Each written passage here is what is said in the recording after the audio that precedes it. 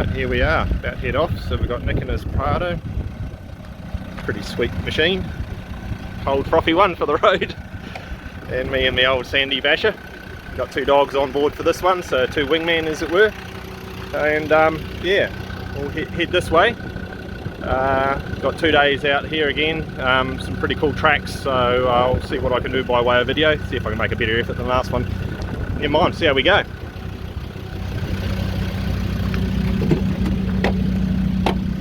Alright Tanky, ready to go, that's my moi.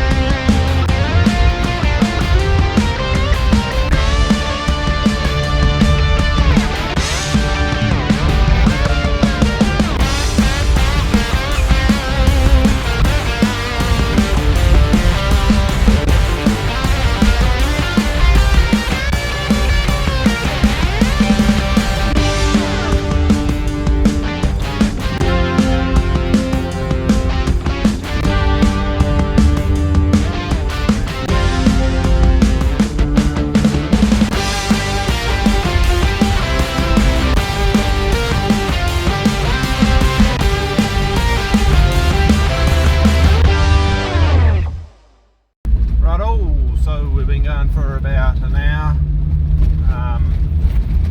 Track's pretty rough. Probably Nick's having a lot better time back there in his Flash Prado. It's all jacked up, got all the U-Butte suspension and everything on it. I've got pretty good suspension on old Sandy, but it's all the bits around it that rattle and creak and groan. But if you've spent 23 years pretty much going off-road, which I think this vehicle has done, it definitely has done since I've owned it, I think you're allowed to have a few squeaks and groans. I normally just turn the stereo up a bit louder and you don't hear them at all.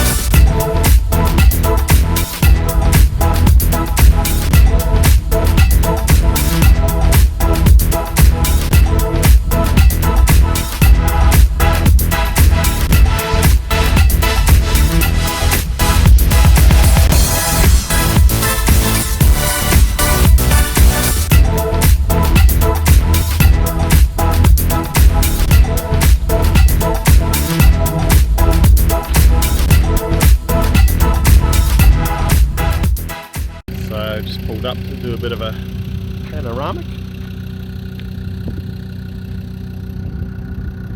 Another hour and a half of daylight maybe, so we've got about another hour of driving, so it'll work out just fine. So this bit of the track here is not too bad, but all the Spinifex has got a heap of seed on it. So I've opted for the old tarp across the front there. Nick's got a bit of shade cloth on his one down the back there. As soon as I put that on, the temperature dropped by 6 degrees, so I'm guessing it just makes the thermofan work a bit more, but keeps 90% of the grass seed out, so it's worth doing. Don't be afraid to do it, even the tarp like that right across. But yeah, still got plenty of airflow through there. But look what's happening. Oh, have you done a puncher? Bugger. Okay, we'll have to get this rectified. Sidewall. Oh, where'd you find that? Fucking big stick. That's a good one. It's a big hairy one. Yep. Oh, fuck. Yeah, but we can plug that. We'll plug that now, right? Yeah. Have to put 5-6 plugs in that. It's not worth throwing away that tyre for. That can do for a spare anyway. Yeah. Right, yeah.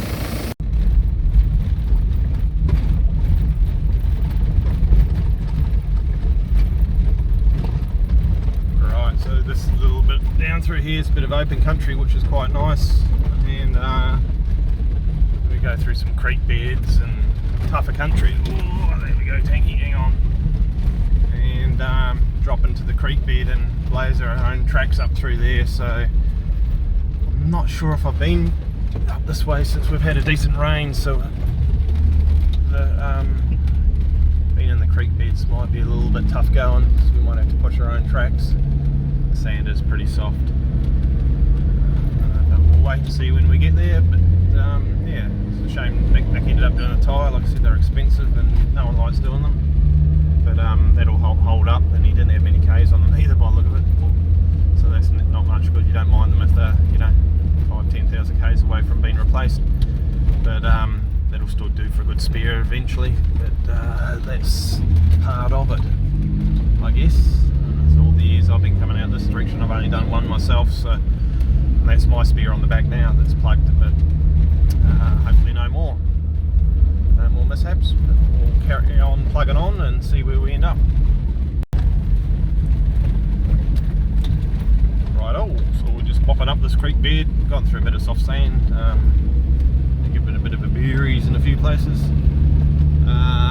Really looking like we're not going to have any water up the top, because all those little tributaries that normally had like a bee's dick worth of water in them are dry, so yeah, never mind. It's still a good little spot to camp, and you never know until you get out there, right?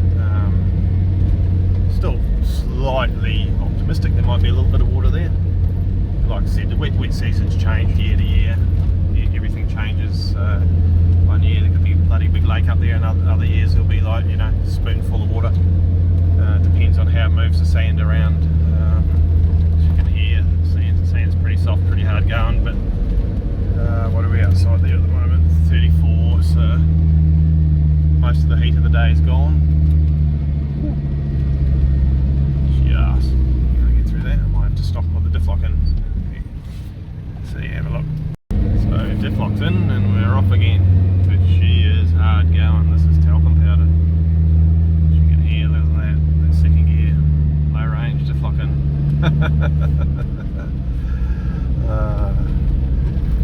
Never mind. We'll get there eventually, right? So it looks like there's enough water there to keep the dogs muddy and happy, and that's about it. But you know what? We'll take that.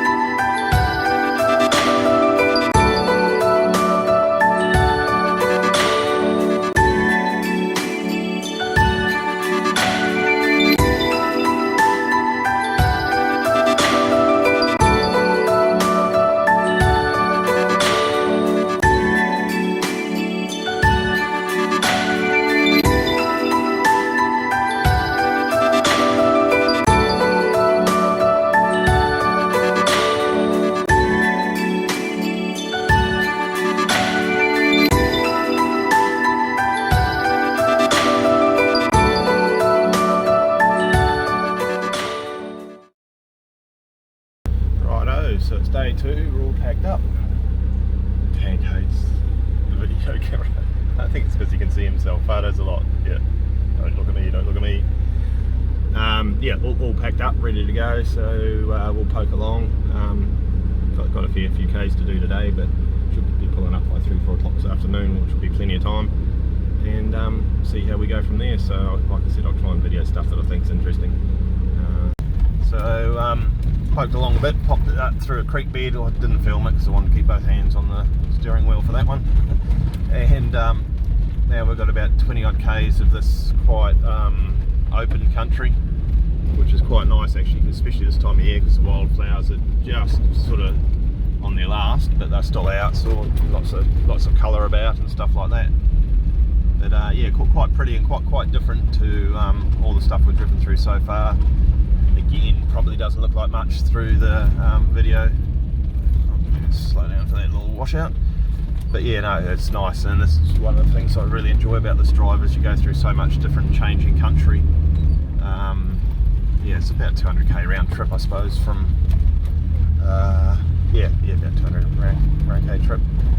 But yeah, there's probably within that 200k is probably 10 really distinct changes in topography, which make it really nice. So, and just a really enjoyable drive. Today is pretty easy. Like I said, we've got a few creek crossings and a few washouts and stuff, but you know, the majority of it's like this. Just sort of poke along in third, fourth gear quite happily, but yeah, we're not in any rush, so just enjoy the drive.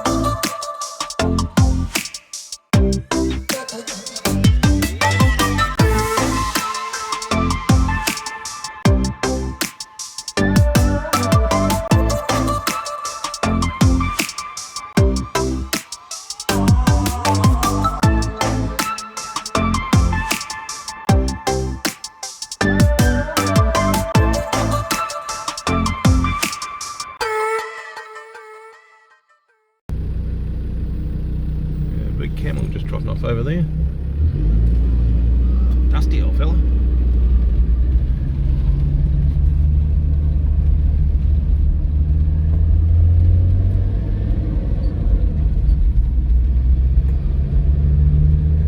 Just finished his dust bath by the look of it. Big old ball.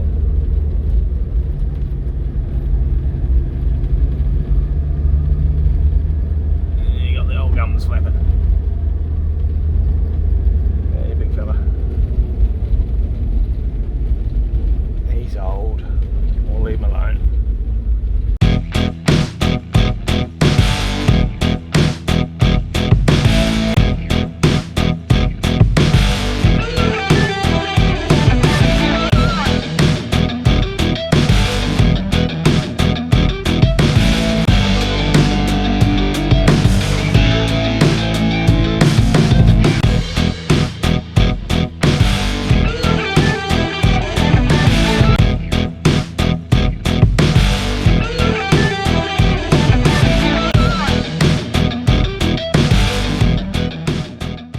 the spot we're going to go to, which is called Ours, which I named Ours, had bugger all water, so it must have missed some of the late season rains. So we've come out to Mars, and it's lost a heap of water from last time we were here too. But last time I was here, I was said that I might use this as a base and carry on further up this riverbed, because I was pretty sure that there was some water up further, just because of the breakaway and the range that we're heading towards. And just put the drone up 300-400 meters up here. We found just a most amazing amount of water by the look of it. So we're just checking out these water holes, and there, thought it was a dog at first, it's a young foal. So this is just one of the first little river bits that we were walking up. The main one we think we saw from the drone a bit further up.